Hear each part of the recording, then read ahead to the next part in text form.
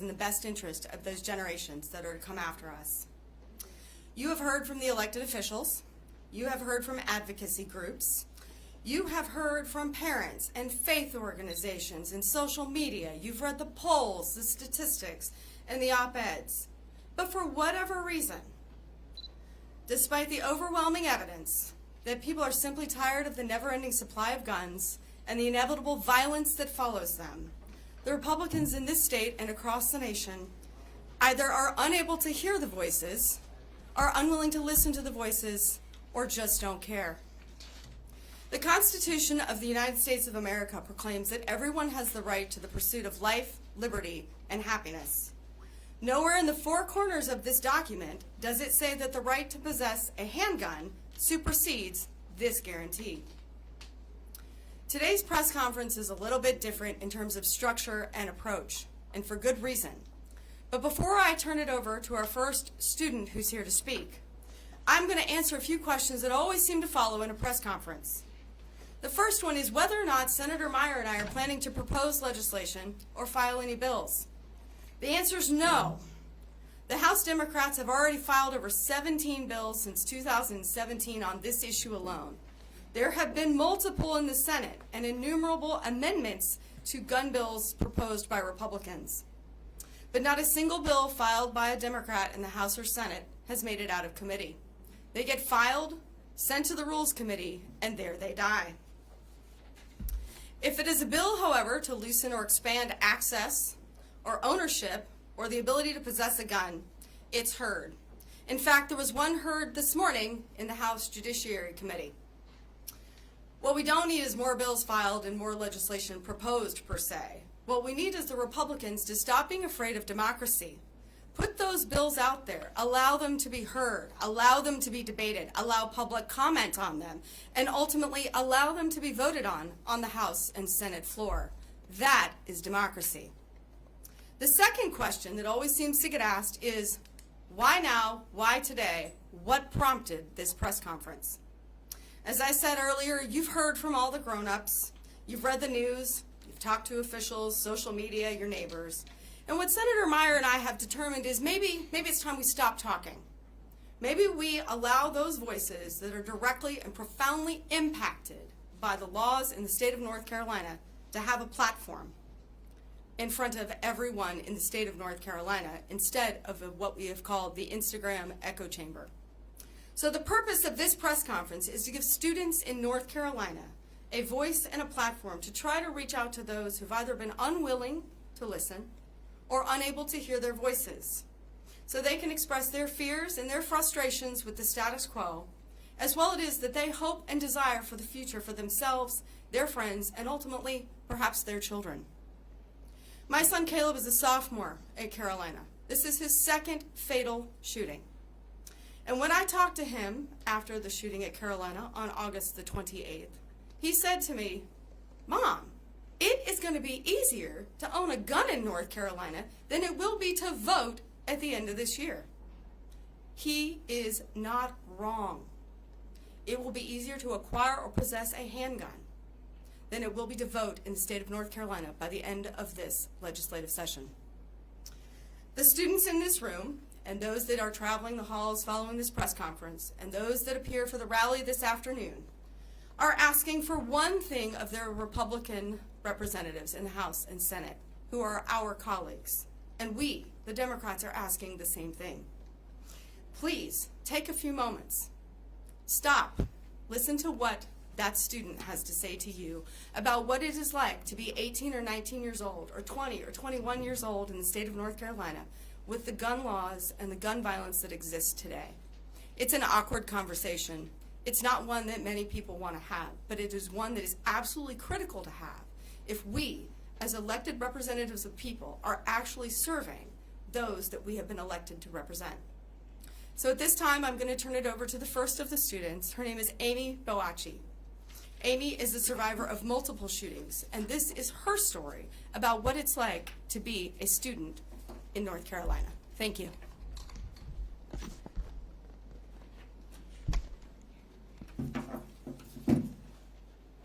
Hi, my name is Amy Boachi. I'm a sophomore at UNC Chapel Hill, and I'm 18 years old.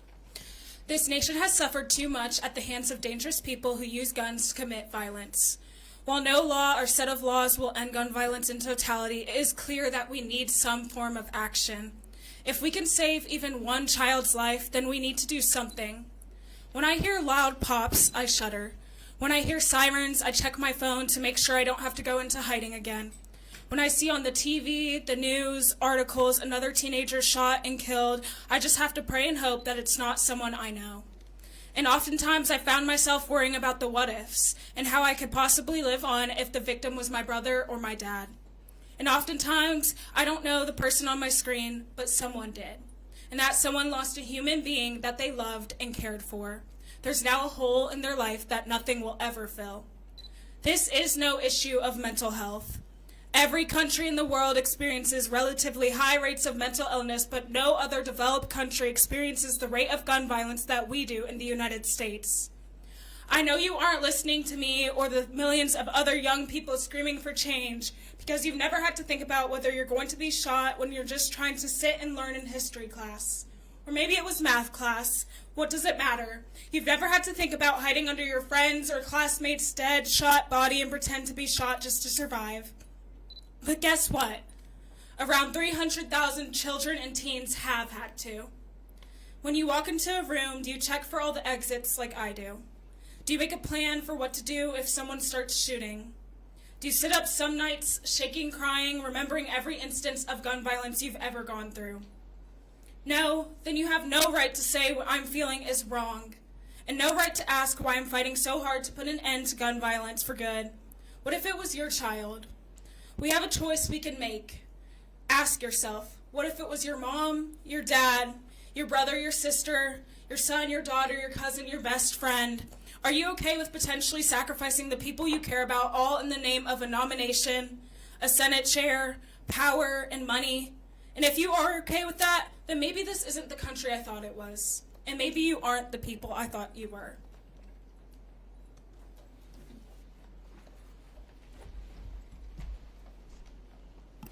My name is Haley Baldwin, and I'm a sophomore at UNC. My experience that day began in Lenore Dining Hall, with the women screaming to get away from the windows. Crowds of people in a mad dash ran to the center of the building, clustering behind walls when I saw the notification warning us of an armed and dangerous person on or near campus. I was surrounded by strangers who were tossing around the words, "active shooter." My phone was flooded with texts from my friends and family asking if I was okay. I joined a group of friends in the middle of the dining hall, clustered in a circle glued to our phones, anxiously flipping between police scanners and group chats and news sources, a constant influx of information. We heard there was a professor dead, 10 students shot, the shooter dressed as an FBI agent, going from door to door. We had no way to know what was true. We sat there on the floor for 3 hours, trying not to think about the fact that the shooter was only a couple buildings away, and we couldn't escape the windows that surrounded us. We weren't even sure if the doors were locked. We debated whether we should go upstairs, where it would be harder for the shooter to find us, but decided to stay where we were because there were better escape routes. It was surreal. There are no words to describe the fear that gripped us as the minutes dragged on. Stepping out into the open after receiving the all-clear was horrifying. None of us knew what to do for the rest of the day, or even what to say. Nothing felt right. I woke the next morning with a tightness in my chest and a deep sense of anxiety. I was perpetually exhausted and emotional. The smallest thing made me want to cry. I started seeing a therapist to try and work through my anxiety with professional help. I still struggle to articulate the gravity of how deeply that day affected me. I lost a sense of safety and innocence while fearing for my life. And I know that same trauma is shared by the 30,000 other UNC students and professors and countless others impacted by gun violence, many of whom had experiences far worse than mine. So I'm here today in the hopes that all this pain can be converted into empathy and then into action.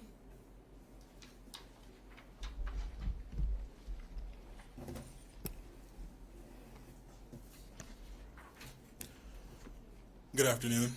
My name is Kima. I am a student at North Carolina A&T State University.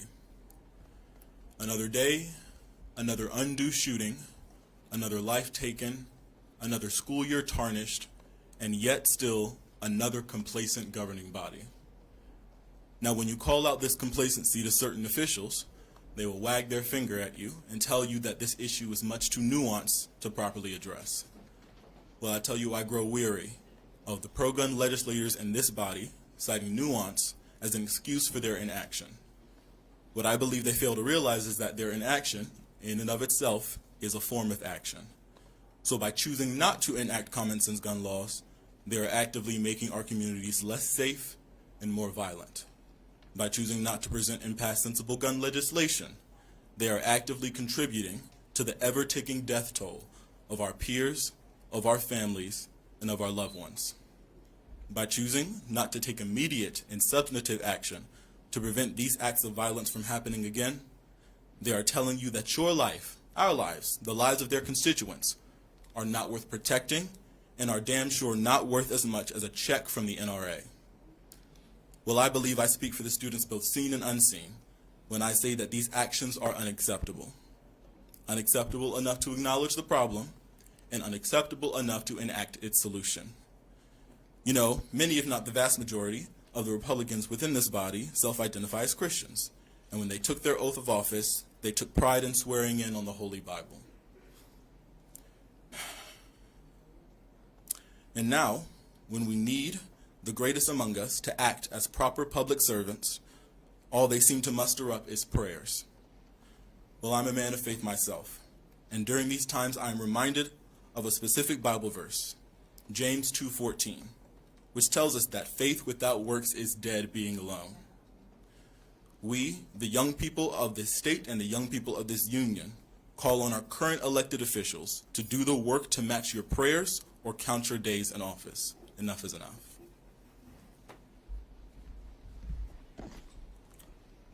My name is Luke Diazio. I'm a senior at UNC. And during the day of the shooting, I was trapped in a locked bathroom of a restaurant near campus.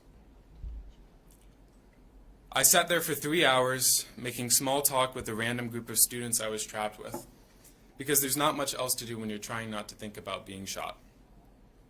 I learned that the teary-eyed group of students I sat with were foreign exchange students, and that this was their second week in America. I found myself wanting to pretend that this wasn't representative of my country, but I couldn't. I watched them meet the America we had all grown numb to. We tolerate an absurd level of gun violence in America. Gun violence is the leading cause of death for children. Number 1.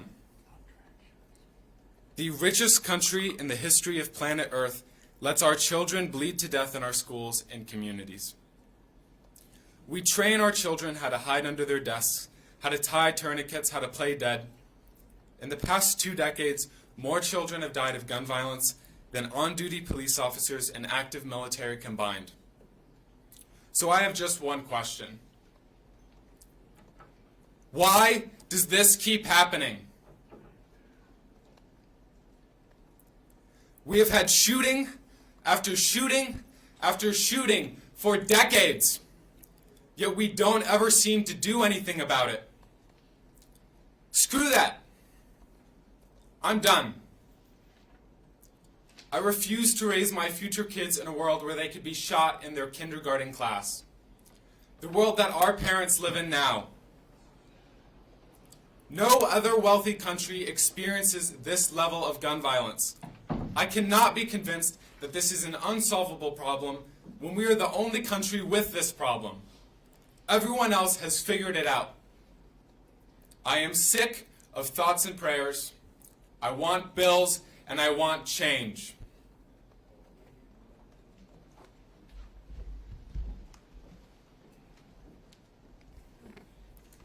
Hi, my name is Leah Cravat, and I've been an activist for 5 years. Think about that, 5 years. I was 15 when I started, so that's like, what, a quarter of my life now? And I got involved because of the Parkland shooting in 2018 at Marjory Stoneman Douglas High School.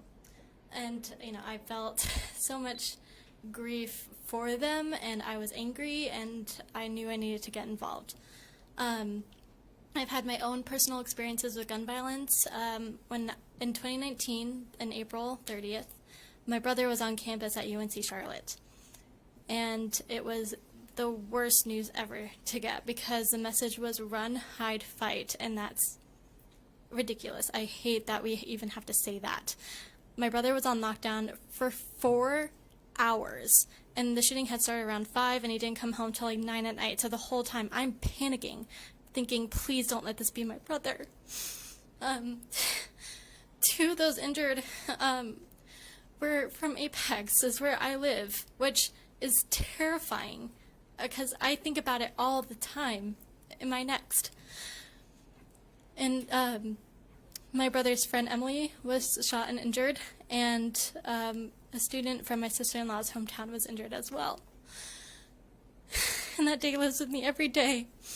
And when the UNC Chapel Hill shooting happened, my dad texted me, and he let me know that my friend was on campus and that I should probably text him and make sure he's okay.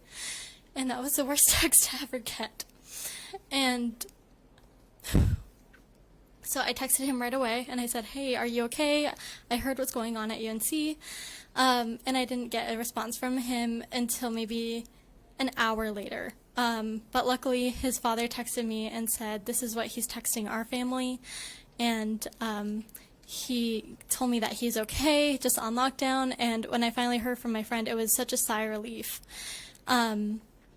I couldn't believe that was my reality. And the whole day I was checking my phone, watching the news, texting with my friend and his father. And I couldn't even believe it. I had so much PTSD all over again. And I hate feeling like this. Being part of the lockdown generation is not something you want to be a part of. And now we have, and all of us here are part of it. This is not a group, this is not a club you want to be a part of. Enough is enough. No more silence. End gun violence. We need to pass common sense gun legislation. We need to pass background checks, red flag laws, ban assault weapons. Because we can't keep living like this. This should not be our reality. Thank you.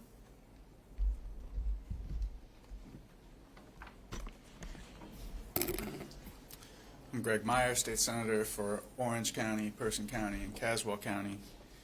I would like to thank the students for coming here today and look forward to hearing about their conversations with my colleagues. Anyone who's spent much time with elected officials know that it's very difficult to get us to change our minds. But anyone with an open heart can have their mind changed.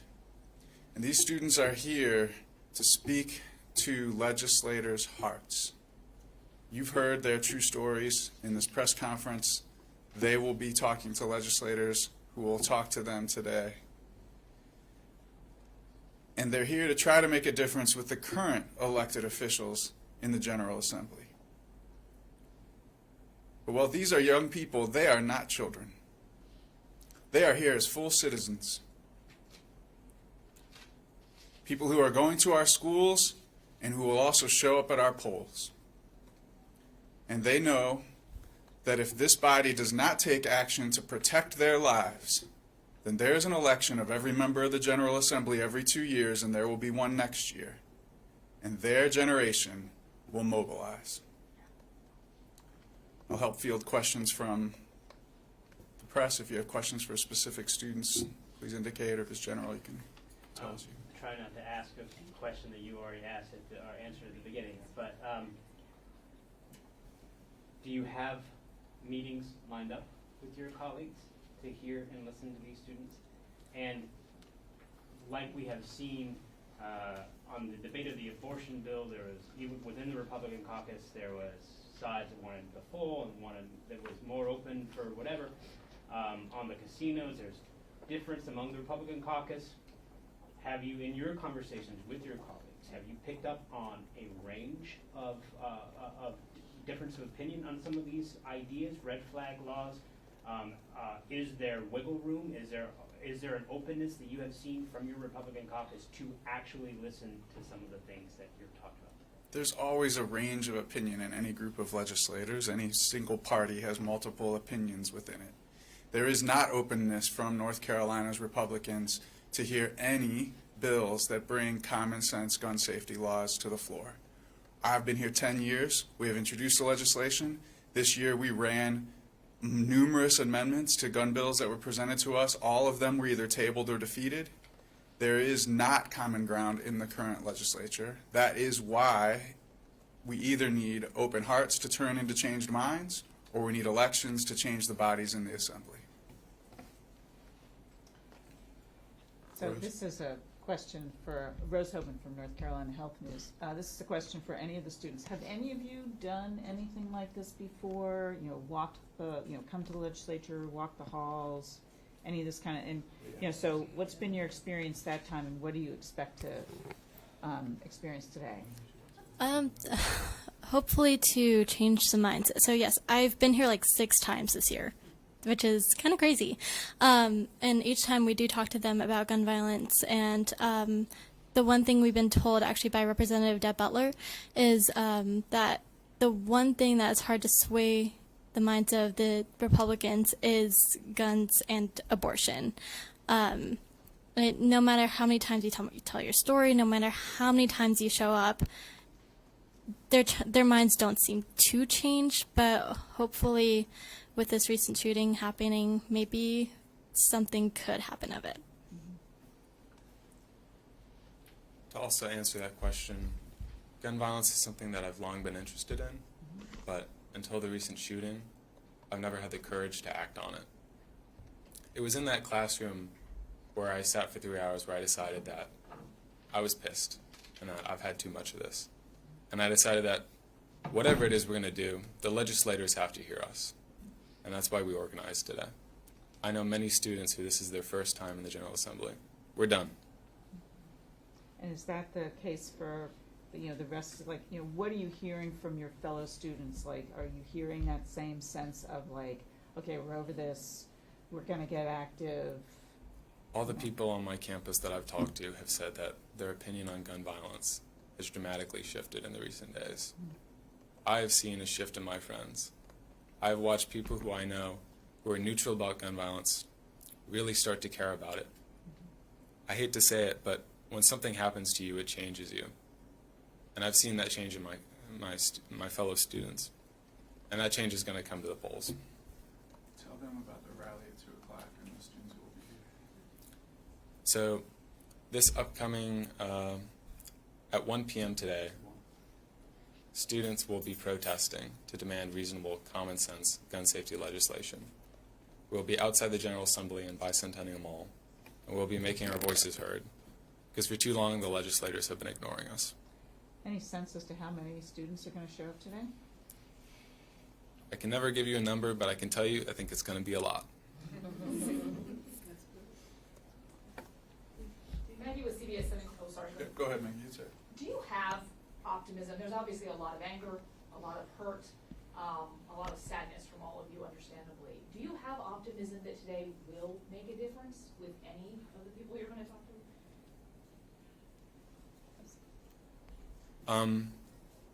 Yes. It's very easy to cast the hopes and dreams of our students as naivety, but we should not. Too many people think that America can't change. I don't believe that. In the entire course of America's history, there's never been a period where we have not changed. We are a country that was founded with the ideals of slavery, where women couldn't vote, where gay people can get married. The idea that things can't change is just objectively wrong. And anyone who's paid attention in history class knows that. So the change I've seen in my fellow students, we're pissed. And whether or not they want it, the change is coming, and they have to start listening.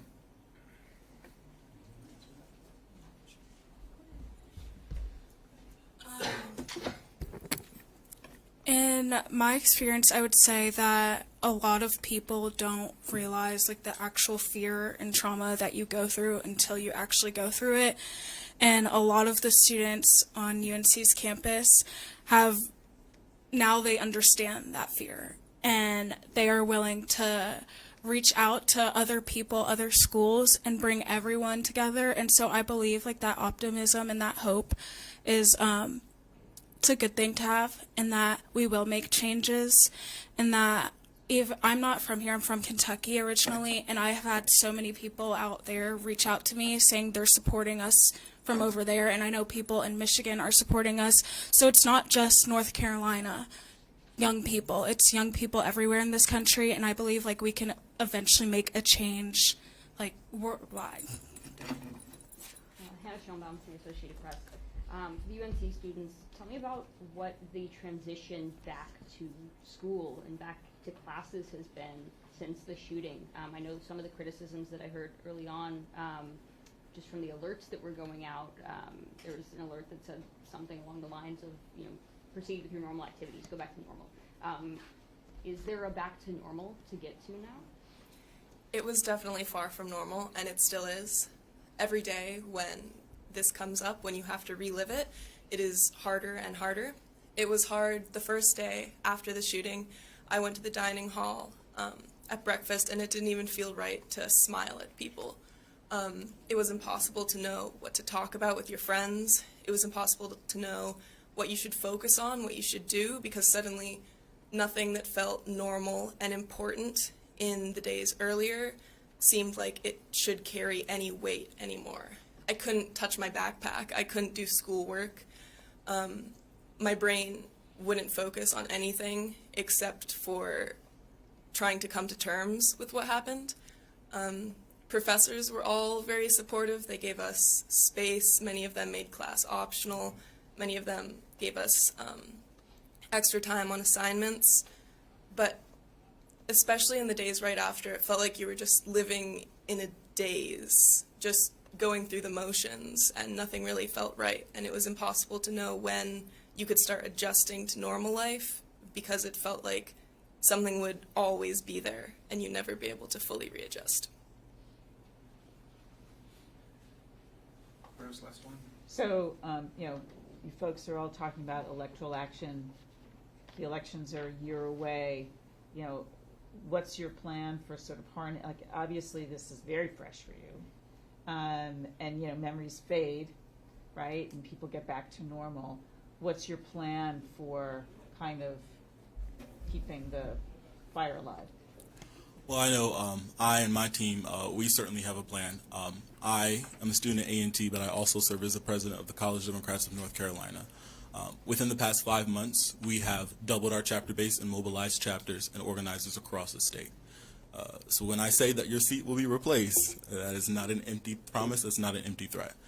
We are organizing young people around the issues that we know are important to us and important to the society as a whole. And when we see the General Assembly and see legislators who don't agree that certain policies and certain procedures are important to sustain our life, then we will take you down at the poll. You mentioned that memories fade, and although that is often true, memories like this don't fade. And for years and years, you sit thinking about it, and you sit thinking how you can make changes, and a lot of young people are fed up, and they are going to mobilize, especially with a memory like this, sitting for 3 hours, not knowing any information, not getting any updates, and then just getting a text saying return back to normal. That's not something that will fade. That's going to sit in your memory for years and years to come. And I know young people all around are going to make changes. I think that's it. Thank you, everybody, for coming. And again, the rally will be at 1 o'clock across the street if you want to meet more students and see how many show up. Thank you. Basic question, can we have people spell their names? Yeah, we use everyone's spellings. Yeah, let's do it. You can do it on recording. Just go in the same order that you spoke in. That'd be useful. My first name is Amy, A-M-I-E, and then last name is Boakye, B for boy, O-A-K-Y-E.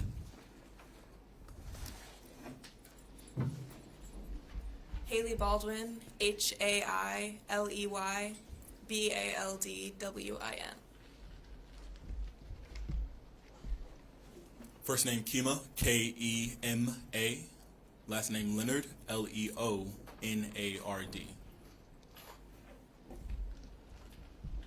Luke Diazio, L-U-K-E-D-I-A-S-I-O.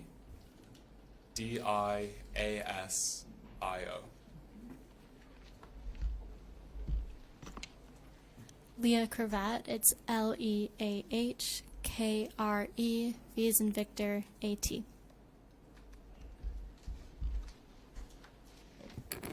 Before we close out, I want to say thank you to these students. It took a lot of courage to come up and talk in front of a bunch of TV cameras for a lot of these young adults. So thank you. And thank you to all those students who show up this afternoon to the rally. And thank you to any Republican legislator who stops to say, tell me your story. Tell me who you are and why this matters to you. So for those with open hearts, we hope that you're willing to change your mind and have fruitful, constructive discussions with colleagues across the aisle about what we can do to make this a better state for all of our children and young adults in North Carolina. And I want to say thank you to all of our colleagues in the House and Senate who've come in today or tuned in to listen to this press conference. Your support of these students means more than anything else to inspire them to keep moving forward and never give up. Thank you. Great job. Good job.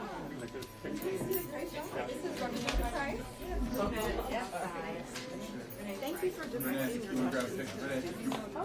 Thank you. This was their press conference, so we wanted that to be first.